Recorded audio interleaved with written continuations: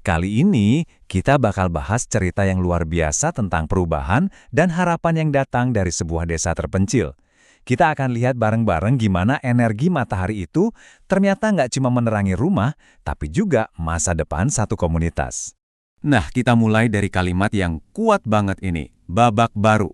Dua kata ini penting ya, karena ini bukan sekedar proyek bangun-bangun infrastruktur biasa. Ini adalah awal dari sebuah transformasi. Sebuah lompatan besar menuju kemandirian energi dan masa depan yang lebih baik. Terus, gimana ceritanya kok bisa sampai ada babak baru ini? Setiap proyek besar kan pasti punya perjalanannya sendiri. Dan percayalah, perjalanan Desa Dowora buat jadi terang benderang ini menarik banget buat ikuti. Jelas, proyek sebesar ini nggak terjadi dalam semalam. Prosesnya itu direncanain dengan sangat matang. Dimulai dari survei di tahun 2023, lalu masuk fase pembangunan yang intensif, dan puncaknya di tahun 2026 sampai ke tahap pengujian dan peluncuran. Nah, ini poin yang perlu kita garis bawahi. Desa Dowora itu terpilih loh dari banyak kandidat lainnya. Artinya apa? Ini menunjukkan kalau kebutuhan di sana memang mendesak, sekaligus potensinya juga besar. Pas banget buat jadi lokasi percontohan energi bersih. Oke, sekarang yuk kita bedah teknologinya. Sebenarnya, apa sih yang jadi jantung dari sistem yang membawa perubahan sebesar ini ke Desa Dowora? Kunci dari semuanya itu ada di satu konsep, sistem off-grid. Gampangnya gini, bayangin aja Desa Dowora sekarang punya pembangkit listrik mini pribadi.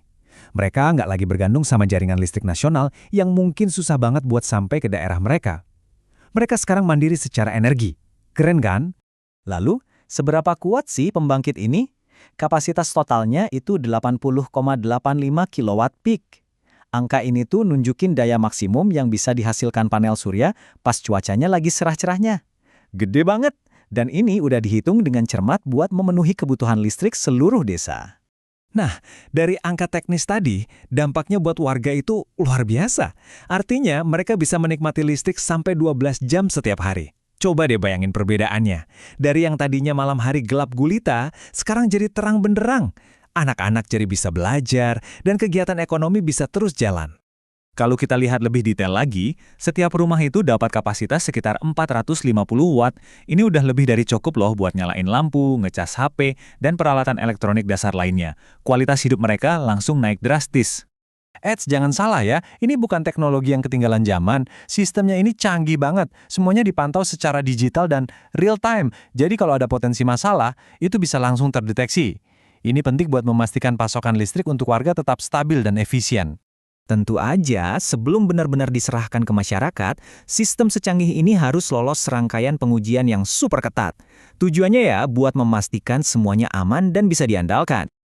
Proses verifikasinya itu ada dua tahap utama. Pertama, ada yang namanya uji commissioning. Ini buat ngecek semua komponennya terpasang dan berfungsi dengan benar. Kedua, ada uji layak operasi atau SLO. Nah, ini buat mengkonfirmasi kalau pembangkitnya benar-benar aman dan layak dioperasikan untuk jangka waktu yang panjang.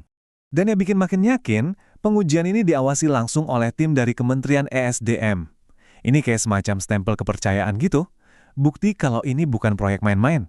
Ini adalah inisiatif yang didukung standar keamanan dan kualitas tertinggi tingkat nasional. Nah, sekarang kita masuk ke bagian yang paling menyentuh hati. Gimana sih proyek ini benar-benar secara langsung mengubah kehidupan sehari-hari masyarakat di Desa Dowora? Ini pertanyaan yang pasti muncul di benak kita semua. Kalau sumber utamanya matahari, terus gimana dong kalau cuacanya lagi mendung berhari-hari? Apa listriknya bakal mati dan semuanya kembali gelap? Jawabannya sungguh melegakan. Sistem ini punya cadangan energi yang bisa bertahan sampai 3 hingga 4 hari penuh. Iya, beneran. Bahkan dalam kondisi cuaca mendung total. Luar biasa kan? Kok bisa gitu? Rahasianya ada di manajemen energi yang cerdas. Jadi, sistem ini udah diprogram supaya nggak pernah menghabiskan seluruh daya baterainya. Selalu ada cadangan minimal 60% yang dikunci.